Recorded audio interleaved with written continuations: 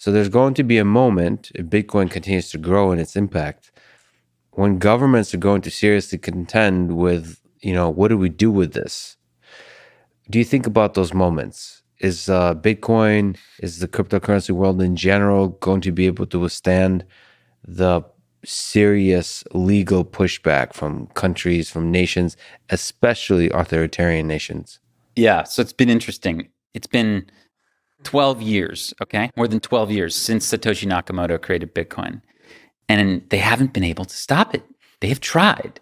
They have tried a lot. I wrote a long essay for Quillette on this. Like, why haven't governments been able to stop Bitcoin?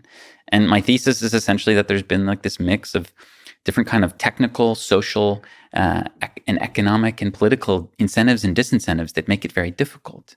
And I think to me, the best way to think about it is that Bitcoin's like a Trojan horse. So just to actually tell that story just a little bit, because I think it's important to understand the classical mythology tale. I find this very interesting. Of the actual Trojan horse, yeah, which was told in the Aeneid actually by Virgil, right? And the idea was the Greeks had been like trying to take the city of Troy for like a decade at these like impregnable walls, and they couldn't do it. And Ulysses and the rest of the Greek army were like, we don't know what to do.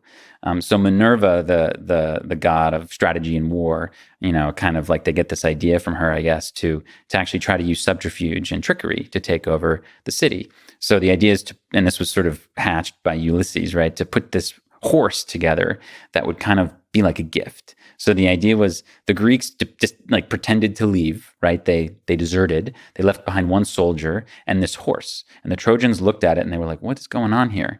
And they brought in the soldier, and the soldier's like, look, they left. They're so sorry for all of the desecration and blood spill. This is their gift to you. It's, honoring Minerva. It's like this, trophy for you guys. Yeah. And there were actually people inside Troy, Cassandra, a prophet, as well as Laocoon, who was like a priest, who said, no, this is obviously a trick. This is obviously a trick.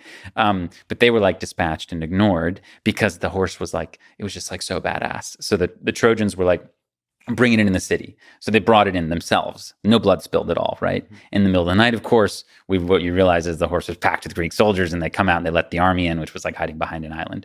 So this idea that like something could be so attractive that you really can't say no, even if you know what's inside of it, is at play in Bitcoin. So like, in Bitcoin has this number go up technology, right? It is what we call it in sort of shorthand, NGU, right? But what people don't realize is that NGU is like the Trojan horse. Inside the Trojan horse is FGU, freedom go up technology. So dictators and rogue regimes and corporations are going to buy, mine, tax, accumulate this thing because it's the best performing financial asset in the world. What they don't realize, or they're going to have to ignore, is that they're also aiding and abetting this freedom technology, which allows individuals to be sovereign and eventually erodes their power. There's no question that rogue regimes and bad actors have already used and will continue to use Bitcoin. The thing is, when you think about a North Korea or a Venezuela, and that government instructs some of its bureaucrats and cronies and officials to start stealing Bitcoin or accumulating it or whatever, for short-term gain, to get around sanctions and use it to buy dollars or something like that, right? Which they can't get normally. Well, guess what? All those people who the regime has instructed to like figure this thing out and use it, they're all going to realize, oh my God, this is money the government doesn't control, and it's going to spread like a virus, okay? So this is like the idea of the Trojan horse allegory, why I think it's so important and powerful with Bitcoin. All the people talking about Bitcoin today on TV, they don't care about freedom or privacy. They just care about number go up. But what they don't realize is what's concealed within. And that's very, very powerful to me.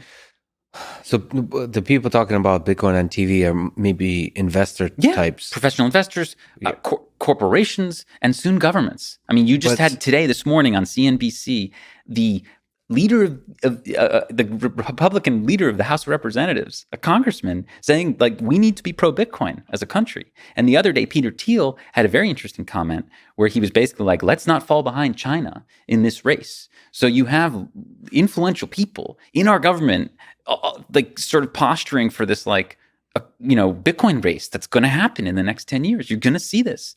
Countries are going to compete to stack Bitcoin. So absolutely. So you believe the thing that's shiny and sexy, like the Trojan horse, is the number go up it's too hard to ignore.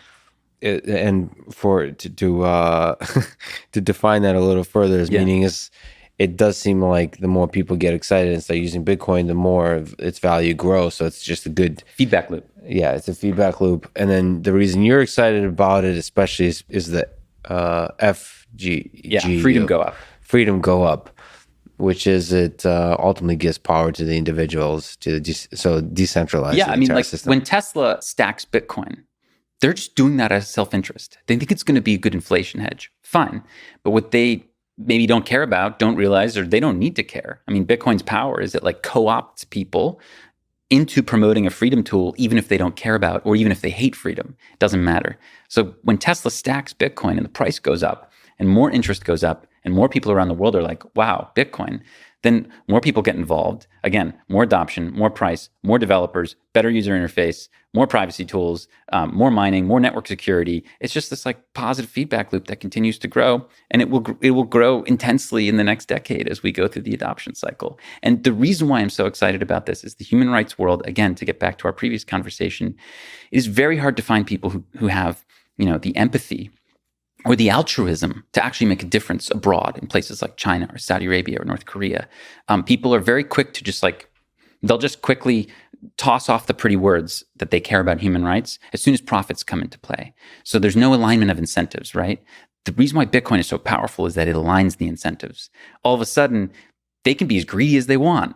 They are being forced to promote a freedom tool. This I've never seen before, and it gives me a lot of like excitement. It's very refreshing because we've been laboring in the human rights space. You have to like raise money, and it's all like nonprofit work, and you're like begging for people to make a difference for you.